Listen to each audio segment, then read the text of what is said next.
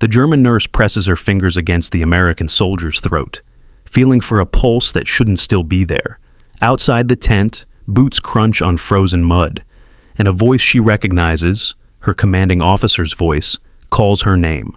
She has 30 seconds to decide whether the man on the table lives or dies, and either choice could cost her everything. What she does next will cross an ocean, outlive a war, and answer a question neither she nor her twin sister on the other side of that ocean ever knew to ask. Who is my family, really?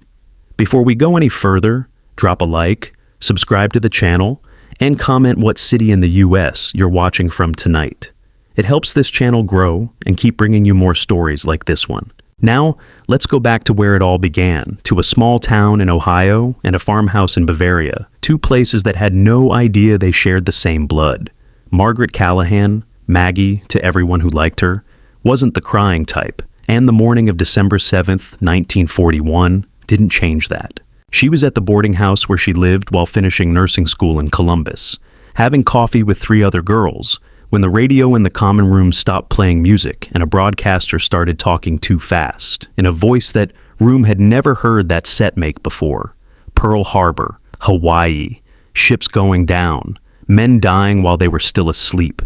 2 of the girls started crying. The third just stared at the radio, as if it might repeat the news in a way that made more sense. Maggie stayed quiet just long enough to finish her coffee. Then she stood up, folded her napkin, and went to get her coat.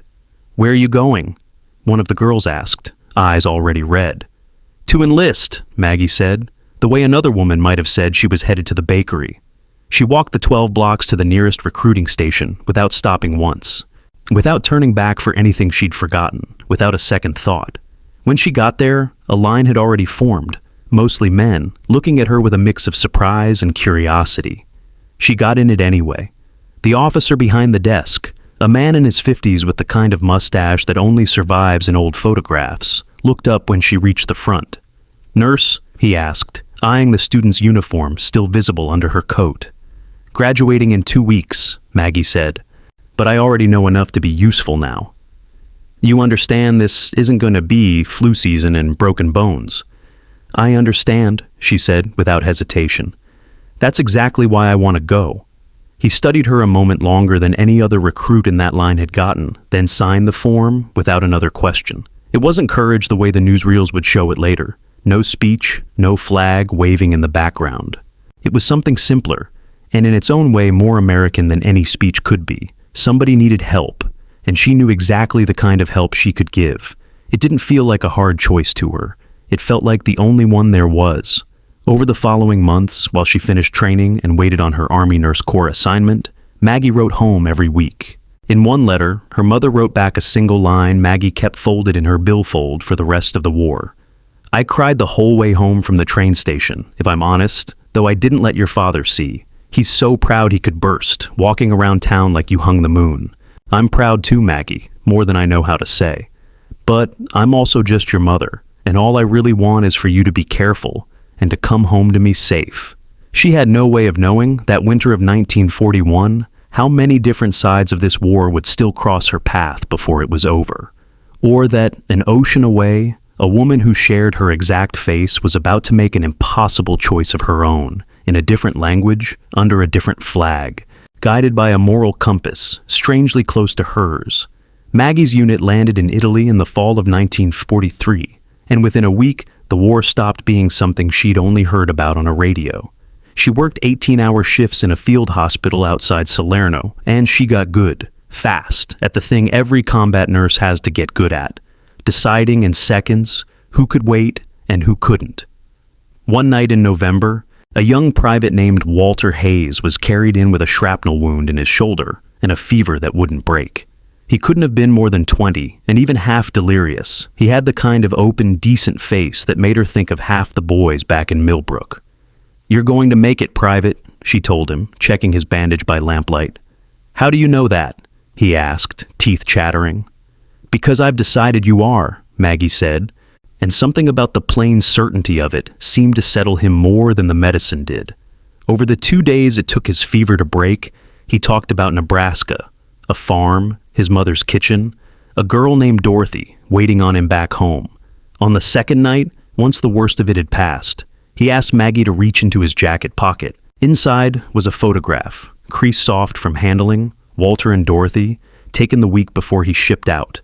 Both of them squinting into the sun like the whole world was still simple. "If anything happens," he said, "I need somebody to know I mailed this to her. I never got the chance."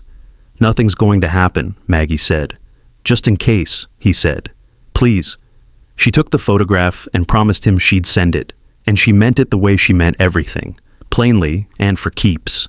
He was strong enough to travel 2 days later, and his unit moved north to rejoin the push through the mountains, chasing the German retreat toward a front line that hadn't held still in weeks. Before he left, he shook her hand the way you'd thank a favorite teacher, a little too formal for how much gratitude was actually behind it. "I owe you one, ma'am." "You don't owe me anything," Maggie said. "Just get home to that girl." She watched his truck pull away that morning and went back to the line of stretchers waiting behind her, certain she'd never see Walter Hayes again, and certain, too, that she'd done exactly what she came overseas to do. She didn't know yet that she'd already met the man whose fate was about to tie her own story to a stranger's on the other side of the front line. 3 days later, Walter's unit was ambushed in a narrow mountain pass, and he was carried off that field not by his own side, but by the enemy, wounded, unconscious, and taken prisoner. Somewhere behind the retreating German line was a hospital tent Maggie had never heard of, and a nurse inside it who, impossibly, looked exactly like her. Ilse Brandt had grown up on a farm outside a small Bavarian village, raised by an aunt and uncle who told her only that her mother had died bringing her into the world, and that there wasn't much more worth discussing beyond that. Nursing had always felt to her less like a job than a calling, the kind of quiet, steady work she believed she'd been put on this earth to do, tending to whoever needed tending, regardless of circumstance. By 1943, the war had placed her in a field hospital unit, treating soldiers under a flag she'd grown to despise more with each passing month. She hated what that flag had come to stand for.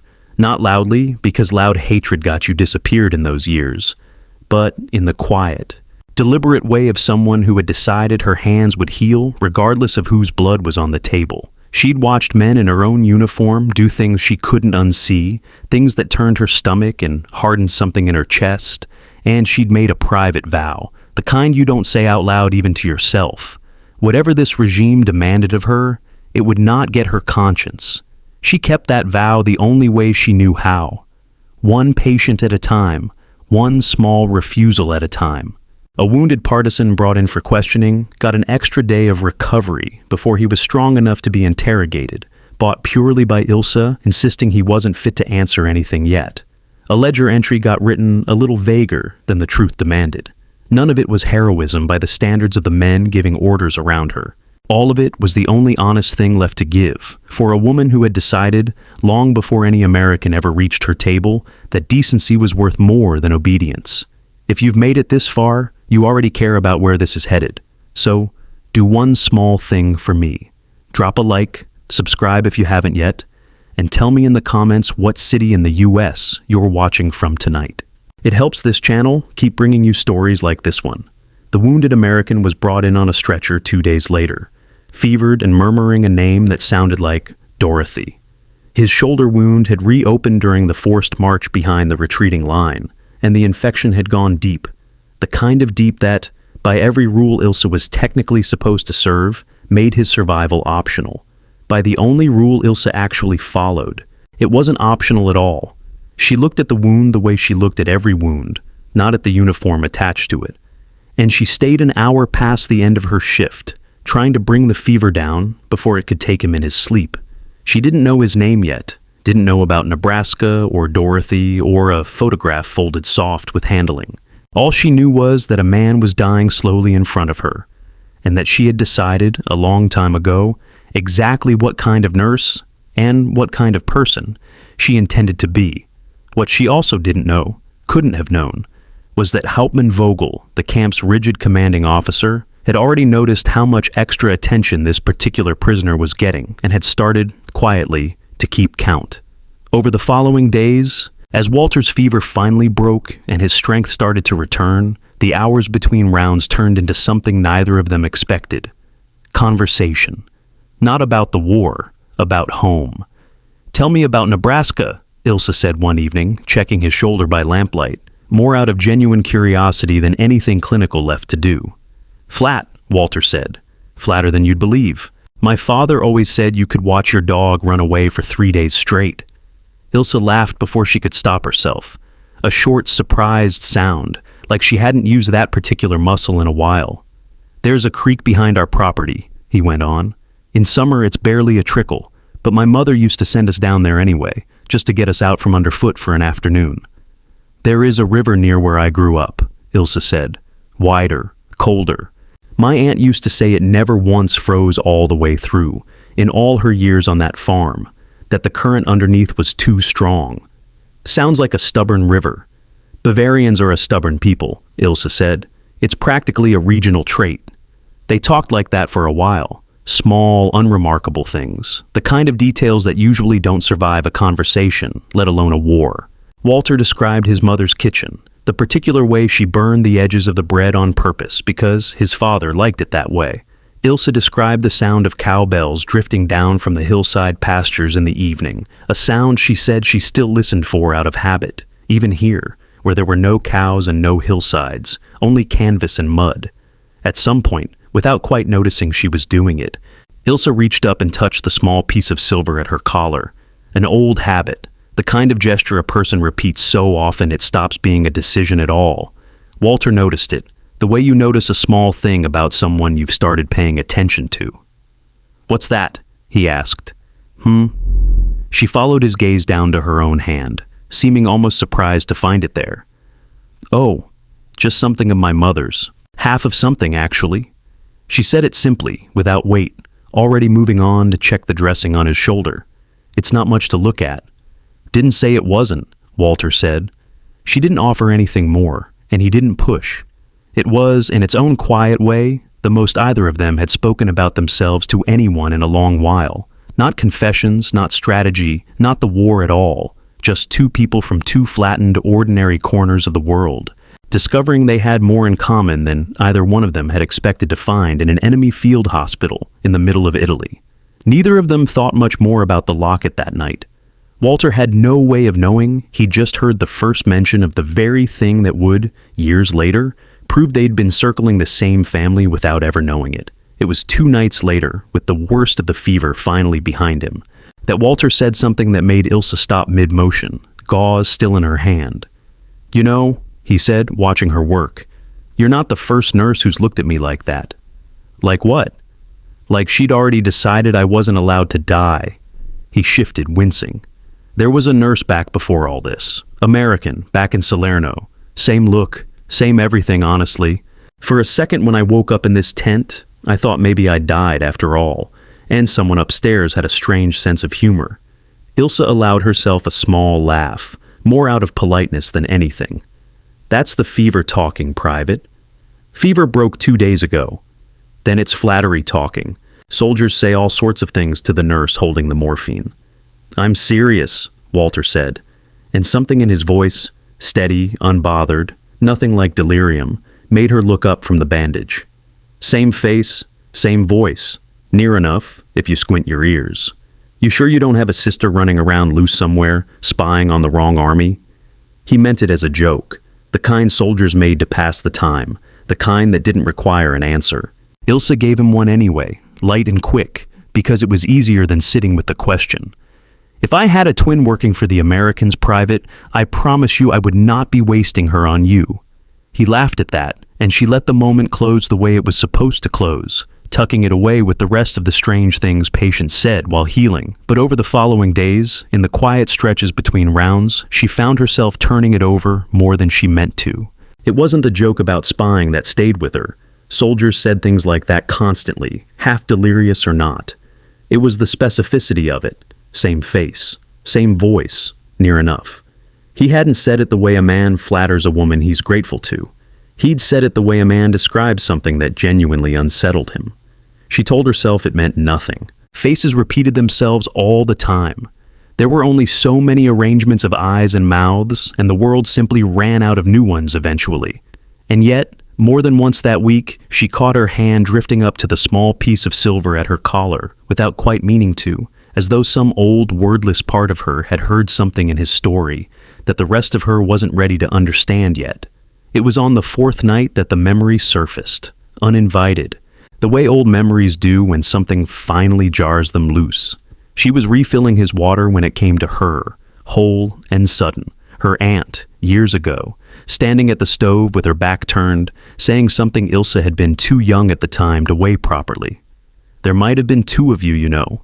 Nobody ever spoke of it again after your mother passed, but I heard it said once, before I knew better than to ask." Ilse had pressed her for more, the way children press for more of anything half told, and her aunt had simply shaken her head and changed the subject, the way she changed the subject about all things concerning that year. Ilse had let it go.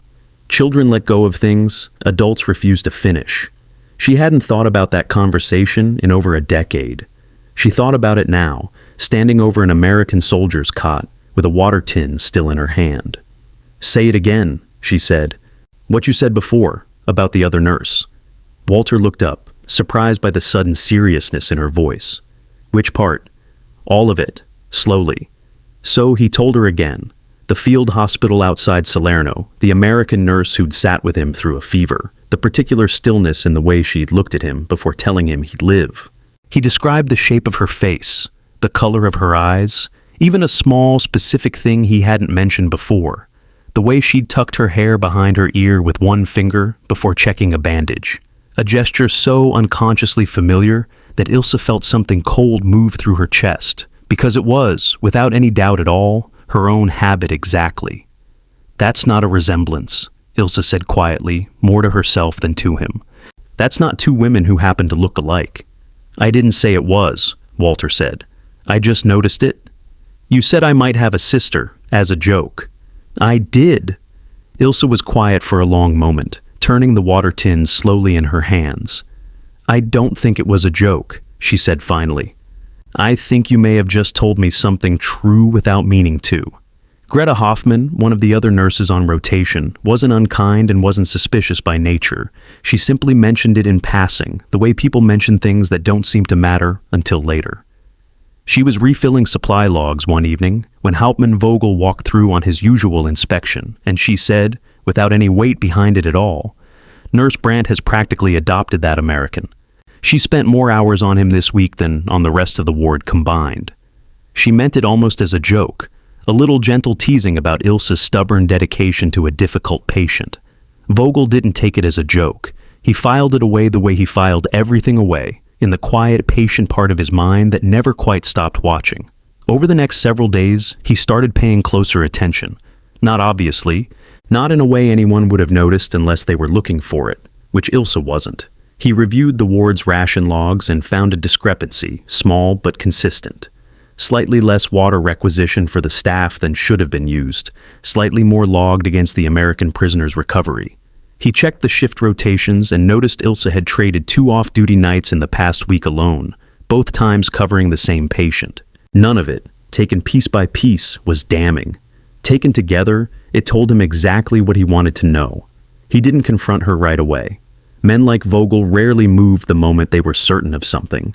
They preferred to let certainty sit and ripen, so that when they finally acted, there could be no argument, no room for the accused to talk their way free. He simply began drafting the paperwork for the American's transfer to a facility with a considerably lower survival rate and considerably fewer questions asked about how prisoners were treated there, all while Ilse remained entirely unaware that anyone had noticed anything at all. What she did notice, without quite being able to name it, was a change in the air around the camp, the kind of quiet that settles over a place right before something happens. Artillery had grown louder over the past week, closer than it used to be, and rumors moved through the staff the way rumors always do in a retreating army, that the line wouldn't hold much longer, that orders might come any day to pack up and move west. She had no way of knowing that 2 entirely separate countdowns had now started at once. One belonging to the war itself, closing in on the camp from the east, and one belonging to Hauptmann Vogel, closing in on her from 3 tents away, in the shape of a single sheet of paper, sitting in a drawer, waiting only for the right moment to be placed on a desk in front of her. Vogel didn't send for her through the usual channels. He simply appeared at the entrance of her tent after the last round of the night, when the rest of the ward had gone quiet, and set a single sheet of paper down on the supply table between them. "Transfer order," he said. "The American moves out at first light, somewhere with considerably less attention paid to prisoner comfort." "He's still recovering," Ilse said. "Moving him now risks reopening." "I didn't ask for a medical opinion." Vogel's voice stayed level, which was worse than shouting would have been. "I asked myself a different question this week, Nurse Brandt. I asked why one of my nurses has spent more hours tending an enemy soldier than the rest of her ward combined.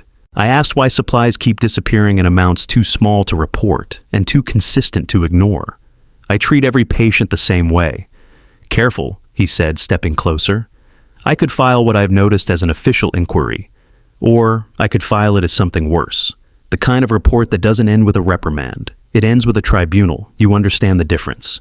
He let that sit a moment. "I would hate to lose a competent nurse over a stranger who won't remember your name in a year, one way or the other. So, consider this your only warning. Whatever sympathy you've developed for that man ends tonight." He left without waiting for a response, because men like Vogel never needed one. Ilse stood alone in the supply tent for a long time after he'd gone, running the calculation through her mind twice, the way she'd learned to run every dangerous decision she'd ever made. Artillery rattled the tent poles somewhere in the distance, closer than it had been even a week ago. The front was collapsing, whether Vogel wanted to admit it publicly or not, and that gave her exactly one thin advantage: chaos. She came to Walter after the final check of the night, when the camp was as quiet as it ever got. "There's a supply road 2 kilometers east," she said, low and fast. "Trucks use it at dawn, moving toward the retreat. If you can walk that far in the dark and climb into the back of one without being seen, it goes toward your own lines before it goes anywhere else." "You're letting me go." "I'm doing my job," she said. "My job was always to keep you alive. This is simply the only way left to do it." He asked her once to come with him. She shook her head.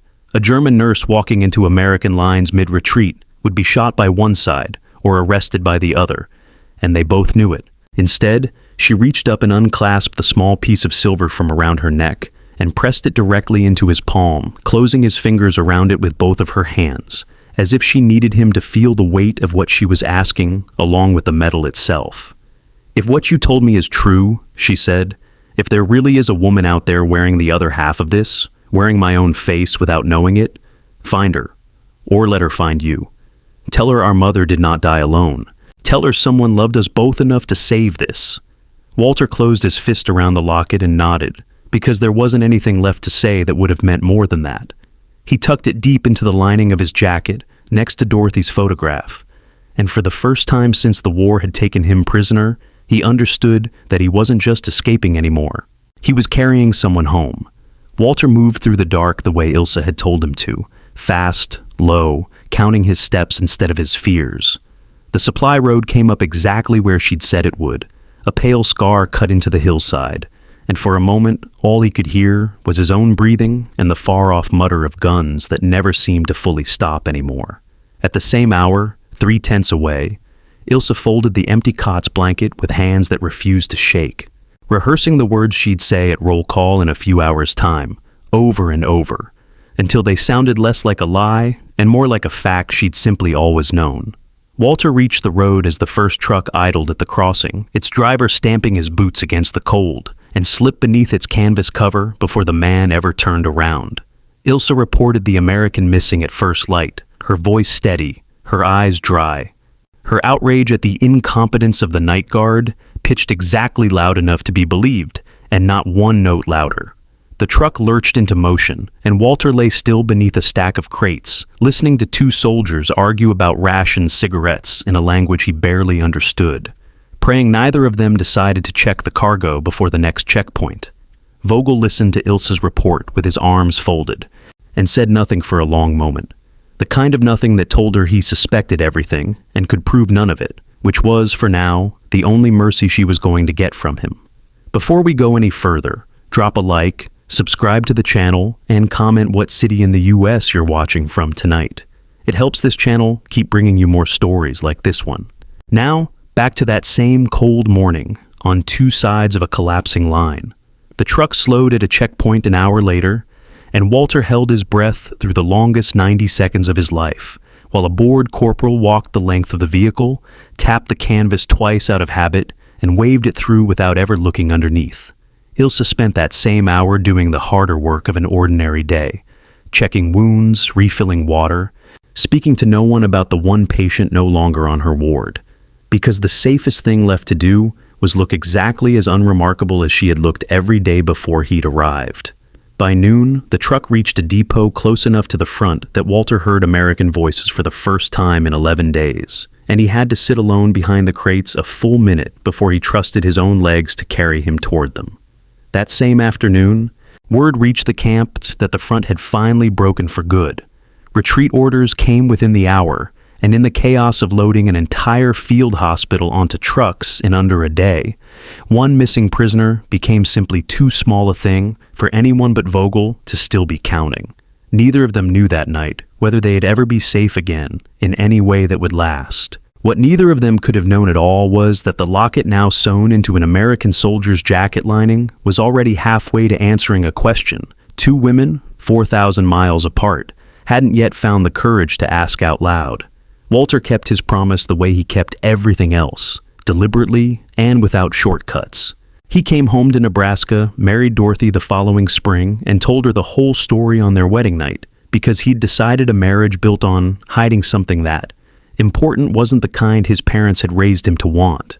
Dorothy listened without a trace of jealousy, only quiet resolve, and told him plainly that a promise like that one didn't belong sitting in a drawer forever. So he started writing letters to the Army Nurse Corps Records Office, asking about a nurse who'd served near Salerno in the fall of 1943, to the Red Cross, asking how a man might track down someone he'd only known for 2 days, years before, under circumstances he could barely explain in a government form. Most of the letters came back with nothing, or with too many names to be useful.